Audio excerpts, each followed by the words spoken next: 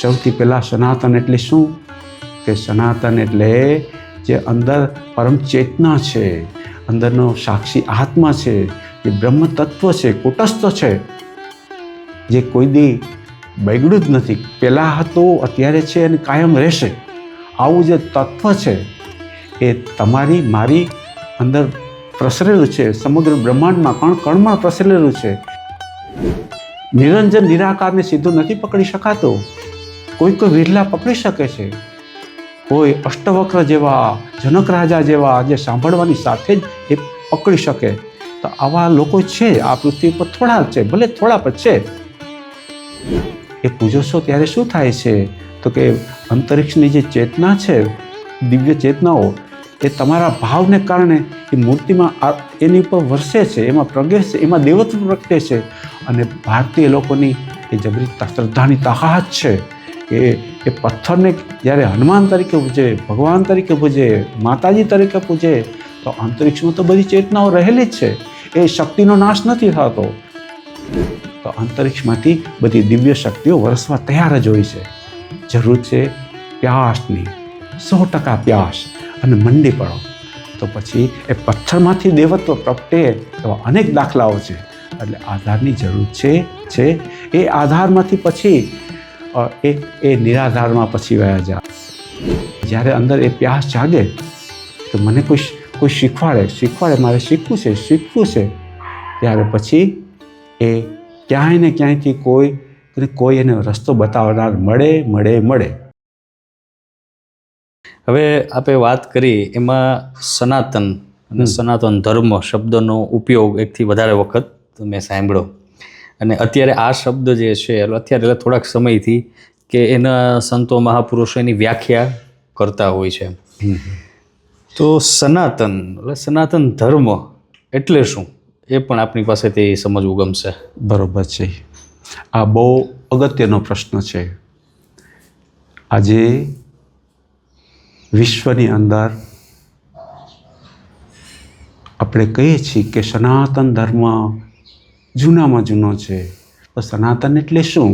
એની પહેલી ડેફિનેશન બહુ સ્પષ્ટ રીતે આપ પકડી લેજો. સનાતન એટલે કાયમ ટકે એ સનાતન છે. એનો કોઈ સ્થાપક નથી, કોઈ એ વ્યક્તિ કોઈ ફાઉન્ડર નથી. પણ જે આ અનંત કાળથી આ જાગૃત ચેતનાઓ દરેકમાંથી એ પ્રેક્ટિસ છે, એ ચેતના વિવિધ રૂપે પ્રેક્ટિસ છે. અને જે લોકોને જે ટાઈપના દર્શન થયા, જે રીતની અનુભૂતિ થઈ, અને દરેકે પોતાનો જે અનુભવ રજૂ કર્યો, એવા અનેક લોકોની જે અનુભૂતિઓનો આ જે પ્રવાહ છે એ સનાતન છે. એટલે માટે આપણે કહીએ છીએ કે સનાતન એ અપૌરુષેય છે. બીજા ધર્મ છે પૌરુષેય, એના કોઈ એક સ્થાપક છે, ફાઉન્ડર છે. તો એ ફાઉન્ડર છે, તો સનાતન છે અપૌરુષેય છે, કોઈ એક વ્યક્તિને સ્થાપેલ નથી. એ વિશાળ શૃંખલા છે. તો પહેલાં સનાતન એટલે શું એની આપણે ક્લિયર થઈ જઈએ. સૌથી પહેલાં સનાતન એટલે શું? કે સનાતન એટલે જે અંદર પરમ ચેતના છે, અંદરનો સાક્ષી આત્મા છે, જે બ્રહ્મ તત્વ છે, કુટસ્થ છે, જે કોઈ દી બગડ્યું જ નથી, પહેલાં હતું, અત્યારે છે અને કાયમ રહેશે. આવું જે તત્વ છે એ તમારી મારી અંદર પ્રસરેલું છે, સમગ્ર બ્રહ્માંડમાં કણ કણમાં પ્રસરેલું છે. આવું જે પરમ ચેતના છે, સુપ્રીમ પાવર છે, જેના આધારે આખું જગત એ ચાલી જ રહ્યું છે, એના પ્રકાશમાં ચાલી જ રહ્યું છે. તો આવું જે સનાતન તત્વ છે, આ તત્વ એ સનાતન છે. પછી તો કે આ શરીર કેનું બન્યું છે? 5 તત્વનું: પૃથ્વી, જળ, તેજ, વાયુ અને આકાશ. તો કે પૃથ્વી તત્વ એ પણ સનાતન છે, જલ તત્વ સનાતન છે, આકાશ તત્વ સનાતન છે, વાયુ તો કે સનાતન છે, તેજ, પૃથ્વી, જલ, તેજ, વાયુ અને આકાશ આ બધા સનાતન છે. અને આ પૃથ્વી ઉપર દરેક વ્યક્તિ આ 5 તત્વોની જરૂર પડશે જ. કોઈ એમ કે આ તત્વ વગર ચાલશે, નહીં ચાલે. તત્વ વગર કોઈને નહીં ચાલે. માનો કે અગ્નિ, તો અગ્નિનો ઉપયોગ તો બધાને પડવાનો જ છે, રાંધવામાં, બીજા કાર્યોમાં, યાંત્રિક વ્યવહારો યાંત્રિકતાની અંદર શરીરની અંદર પાચન ક્રિયા તો અગ્નિ તત્વનું કામ છે. તો એવી રીતે રસ તત્વ છે. તો એ જે રસ પાણી એ રસ તત્વ છે એ પણ પાણી વગર કોઈને નહીં હાલે. અને રસ તત્વ તો વિશાળ છે પાછા, એના અનેક પ્રકાર છે. આ રસ શરીરની અંદર લોહી છે એ પણ રસ તત્વનો છે, જલ તત્વનો જ ભાગ છે. શરીરમાં હાડકાં છે એ પણ પૃથ્વી તત્વનો ભાગ છે. અને બહાર પણ પૃથ્વી આ મટીરિયલ છે. તો આ પૃથ્વી એના વગર કોઈને નહીં હાલે. પહાડ, ગ્રીનરી, આકાશ, અગ્નિ, આની જરૂર તો બધાને છે જ અને રહેવાની જ છે. એટલે એના વગર નહીં ચાલે. એટલે આ પાંચે પાંચ તત્વો જેમ આત્મા, ચૈતન્ય, પરમાત્મા એ સનાતન છે, એમાં પાંચ તત્વો પણ સનાતન છે. એટલે એની જરૂર દુનિયાના દરેક વ્યક્તિને પડવાની છે, પ્રાણી માત્રને પડવાની છે. શરીરધારી પ્રાણી છે એને પાંચ તત્વોની જરૂર પડશે જ. માટે એ પાંચ તત્વને એને જે પૂજે છે, એટલે પૂજવું એટલે એક તો એની ઉપર એકાગ્રતા કેળવે છે, એની ઉપર સંયમ કરે છે. તો એની અંદર એ દરેક તત્વો પોતાના ગુણ એનો વિકાસ થાય છે. એટલે પાંચ તત્વો સ્થૂળ રૂપે છે, સૂક્ષ્મ રૂપે પણ છે આપણા શરીરમાં, આપણા શરીરની ઇન્દ્રિયોમાં. તો શરીરની ઇન્દ્રિયોની અંદર એ જુદી જુદા આ પાંચેય ગુણ છે, શબ્દ, સ્પર્શ, રૂપ, રસ, ગુણ. એમાં આ પાંચ તત્વો રહેલા જ છે. તો કર્મ ઇન્દ્રિય અને જ્ઞાન ઇન્દ્રિય, તો એમાં આ પાંચ તત્વોનો સૂક્ષ્મ તન્માત્રાઓ સૂક્ષ્મ એ રહેલા છે અને એ જ કામ કરે છે. તો એ રીતે જે સનાતન ધર્મ આ બધાને સ્વીકારે છે, તો એ રીતે પણ સનાતન કાયમ આની જરૂર દરેક પ્રાણી માત્રને, એ દરેક મનુષ્યને પડવાની જ છે. એટલે સનાતન શબ્દની સાથે વાંધો હોય તો પણ આ પાંચ તત્વો તો એની જરૂર બધાને પડવાની છે. માટે એ સનાતન એ કાયમ છે. પહેલાંય હતા, અત્યારે છે અને કાયમ રહેશે. આનો ઉપયોગ છે જ. હવે રહી વાત નિરંજન નિરાકારને સીધું નથી પકડી શકાતું. કોઈ વિરલા પકડી શકે છે. કોઈ અષ્ટવક્ર જેવા, જનક રાજા જેવા જે સાંભળવાની સાથે જ એ પકડી શકે. તો આવા લોકો છે આ પૃથ્વી પર, થોડા છે, ભલે થોડા પણ છે, પણ એ બધા સીધું ન પકડી શકે. તો એના માટે કોઈ મંત્ર આપ્યો, મંત્રમાં મન સ્થિર કરે.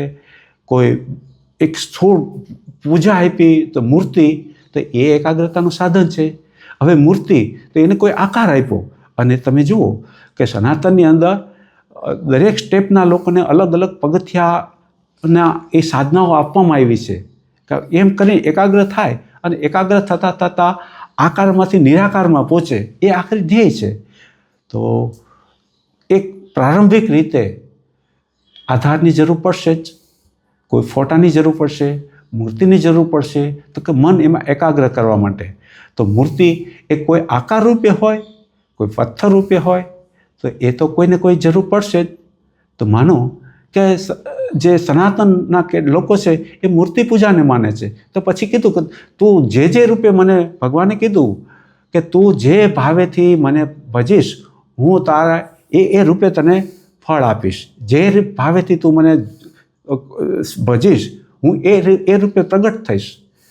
તો હકીકત મૂર્તિ એ સાધન છે, પણ મૂર્તિની પાછળ પહેલે પાર એ નિરંજન નિરાકાર છે. એટલે મૂર્તિ આધાર છે. માનો કે સનાતનના લોકો છે, એ લોકો હિન્દુ લોકો છે, એ કોઈ મૂર્તિને ભજે છે. મૂર્તિનું વિજ્ઞાન શું છે? તો તમે મૂર્તિની અંદર અહંકાર નથી.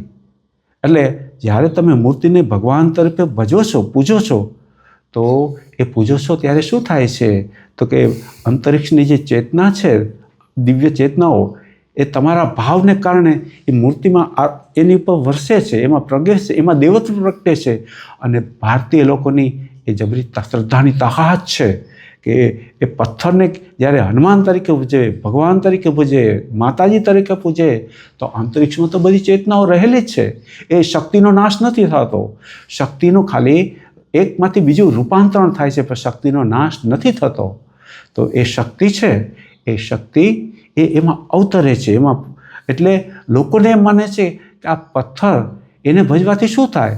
એ એકાગ્રતાનું સાધન છે. જેમાં તમે જે એકાગ્રતા રાખી છે, તો અંતરિક્ષ પરથી તમારા ભાવ પ્રમાણે એ અંતરિક્ષની દિવ્ય ઉર્જાઓ એમાં પ્રવેશે છે અને એના દ્વારા તમને પ્રેરણા મળે છે.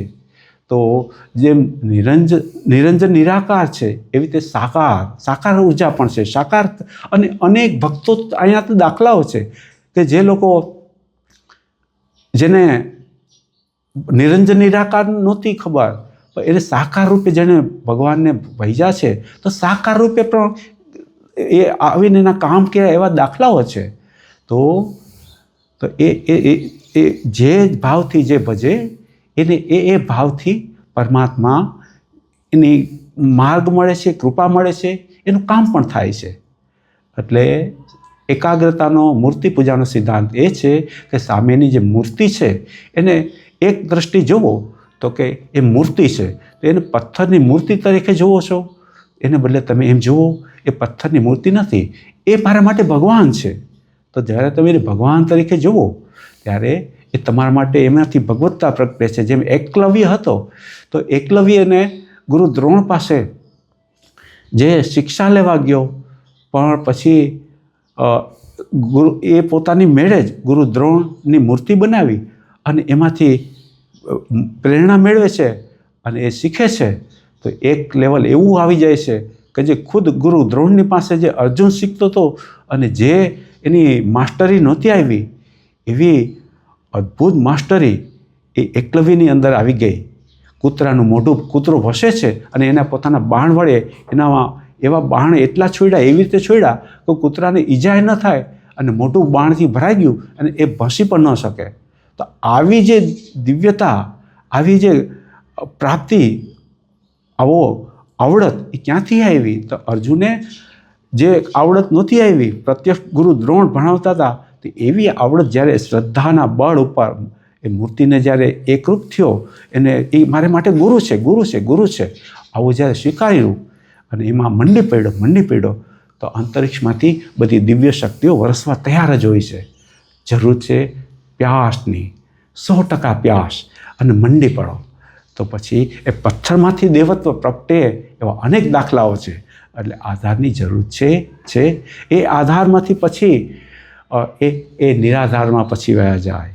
આધાર પહેલાં જરૂર છે, પણ આધાર પછી એ ઉપલા લેવલમાં જશે.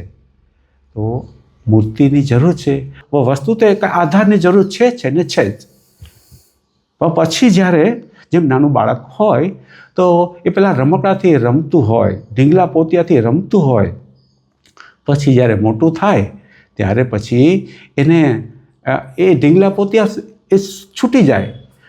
એટલે પ્રથમ કક્ષાએ આલંબનની જરૂર છે, પછી તો કે આલંબનથી આધારમાંથી જે નિરાધાર સ્વાલંબ એની અંદર પ્રવેશ થાય છે. તો આ મૂર્તિ પૂજાનું સનાતનનું આ વિજ્ઞાન છે અને એની પાસે રહસ્યો પડ્યા છે. અને એ રહસ્યો એ જ્યારે તમે જાણો છો કે આ બધું જે અંદર શીખવાની જેને પ્યાસ છે, એ કોઈ પણ રીતે એને ગુરુતત્વ શીખવાડે છે.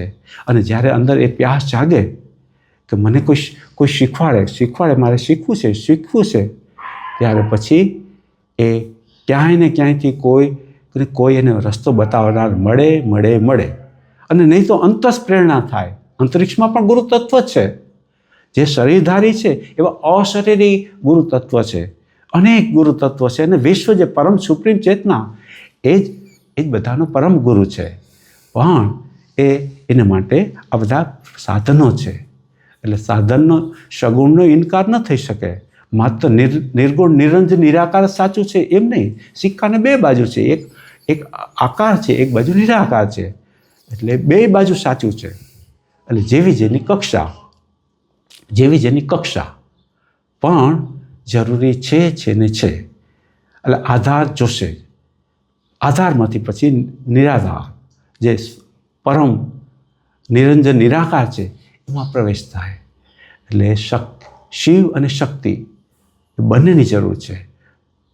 એટલે આ રીતે ફરી પાછું સનાતન વિશાળ વ્યાપક ઉદારતા આપી છે, વિશાળ દૃષ્ટિ આપી છે કે તું મને જે ભાવથી ભજીશ એ ભાવથી હું તને પ્રાપ્ત થઈશ. આવી વિશાળ દૃષ્ટિ આનું નામ સનાતન, જે કાયમ ટકે છે. મૂર્તિનો નાશ કરી શકે પણ દેવત્વનો નાશ કોઈ ન કરી શકે. દેવત્વ કાયમ છે. મૂર્તિનો નાશ કરી શકાય પણ જે નિરંજન નિરાકાર છે એનો નાશ ન કરી શકાય. આ પૃથ્વી જળ તેજ વાયુ આકાશ એનો નાશ ન કરી શકાય. એ જરૂરી છે જીવનને માટે. તો માટે સનાતન છે એ કાયમ ટકે છે, અપૌરુષેય છે કે આને હજારો વર્ષો થયા, લાખો વર્ષો થયા. આ અનુભવના નિચોડ રૂપે આવેલું આ જ્ઞાન છે, વિશાળ જ્ઞાન, કેળાયેલું જ્ઞાન, અનુભૂતિનું જ્ઞાન. તો આને કહેવાય સનાતન. અને એ કાયમ હતું છે અને ટકશે. માટે આને સનાતન કહીએ છીએ. ઓમ ઓમ. જી. સનાતન વિશે તમે સરસ વાત કરી સદગુરુ. હવે મારો પછીનો પ્રશ્ન છે, એમાં આમ તો બે પ્રશ્ન સાથે આવે છે અને એ ઘણા બધા સાધકોને થતો જ હશે એવો મારો અભિપ્રાય છે. એ એવું છે કે